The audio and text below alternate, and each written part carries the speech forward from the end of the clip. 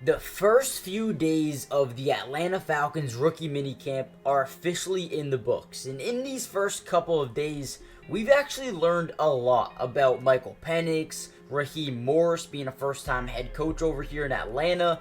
We've learned a lot of things. In this video, we're going to break down the most important details of the first look at Michael Penix, as well as what to expect going forward with some of these rookies, and as we start to prepare for OTAs, which is just a few days away, mandatory minicamp, and then boom, just like that, we're going to be at training camp, and then preseason, and then the regular season is going to be here as well. I think we learned a lot of good things, but with that being said, make sure you guys do me a favor before we jump in. Hit the like button, subscribe if you're new for more Falcons videos, updates, news, notes, highlights. We're going to keep you guys updated throughout the entirety of the offseason. So join the family, and with that being said, let's jump into the video right away. Man, listen, rookie minicamp has came, it's gone, and now Michael Penix, day one looks like a really good football player. I mean, again, take everything with a grain of salt.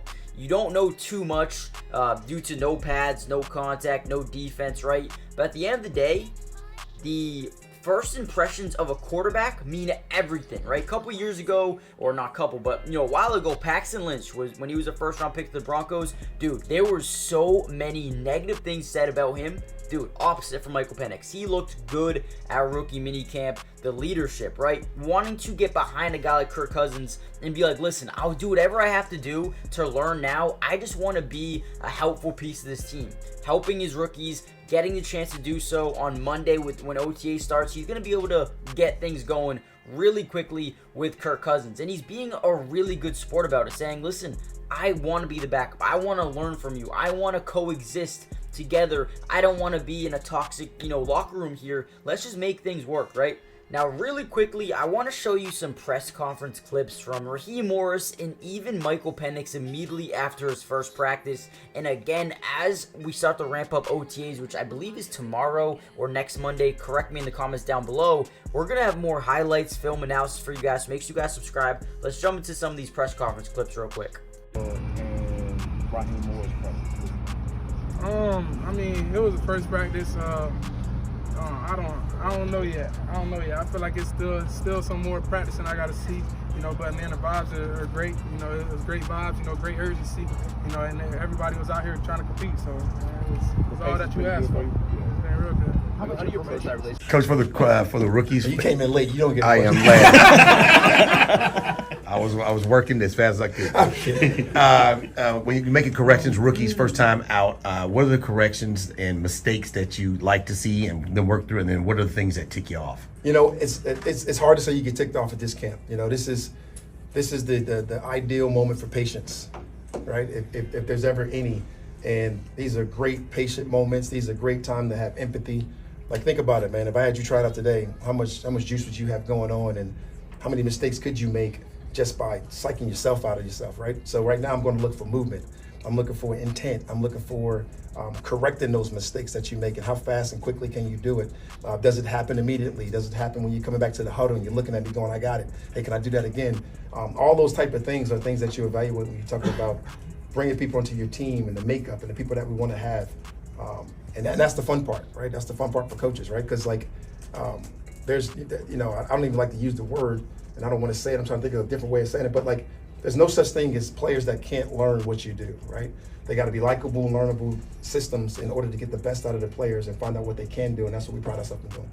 Now, Michael Penix also said, my goal is just to be an unselfish teammate. I'm not worried about when I'm playing. If I maximize my potential, all that stuff will be worked out, right? So right away, we see just the utmost confidence in himself, but also the fact that he wants to learn, the fact that he wants to just be a good teammate. Man, you can tell this dude loves football. He loves the process of getting to where he wants to be.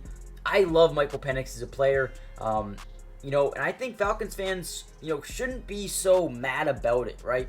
Talk about Aaron Rodgers and Jordan Love. I mean, it looked like Jordan Love wasn't going to be so good, but man, he looked extremely good by the end of the season. I think it's going to be the same case. I think Kirk Cousins over the next few years will start, and then Michael Penix gonna start getting involved, and if there's an injury or something like that, we could see the Drew Bledsoe Brady effect happen, right? So listen, I love Michael Penix, what he stands for, what he does, and the unselfishness of coming in here and just being a stand-up guy, man. Let me know what you guys think in the comment section down below. I think the Falcons, although haven't showcased too much during rookie minicamp, just because media was there for, I believe, just one day. Hopefully they ramp it up a little bit more. I want to see more out of Casey Washington, obviously more out of Michael Penix, and then some of the defensive guys, right? I know we won't be able to notice until, you know, pads and you know, defensive drills come up. But Braylon Trice, I really think could be a really good linebacker, outside linebacker for them. To draft another inside linebacker with JT Bertrand in the 5th round. And then you got Rook, you got Brandon Dorlus. I mean, I think they did a really good job beefing up this D-line, especially since Calais Campbell